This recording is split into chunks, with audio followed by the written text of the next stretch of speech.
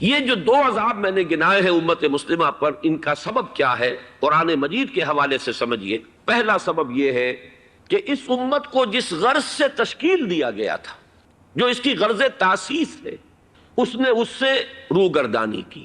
یہ امت کس لیے برپا کی گئی؟ کنتم خیر امت اخرجت للناس تأمرون بالمعروف وتنہون عن المنکر وتؤمنون باللہ۔ میں نے بار عرض کیا ہے کہ چھوٹی سی انجمن بناتے ہیں تو اس کے بھی اغراض و مقاصد آپ بیان کرتے ہیں، تو اتنی بڑی امت کس لیے بنائی گئی؟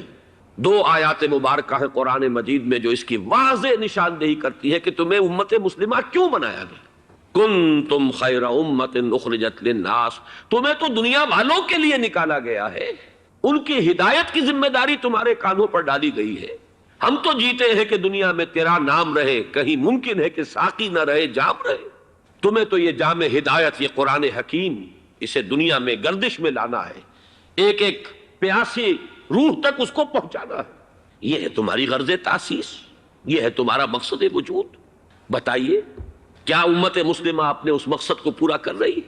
دوسری آیہ مبارکہ سورہ بقرہ کا، تمہیں درمیانی امت وسط اس لیے بنایا کہ تم پوری نوع انسانی پر گواہ بنو، اللہ کے گواہ، رسول کے گواہ، دین حق کے گواہ۔ زبان سے گواہی دو، عمل سے گواہی دو، انفرادی اعتبار سے گواہی دو، اجتماعی طور پر گواہی دو، جیسے کہ رسول تم پر گواہ ہو گئے صلی اللہ علیہ وسلم۔ یہ مقصد وجود تھا اس امت مسلمہ کا، جس کو وہ پورا نہیں کر رہی۔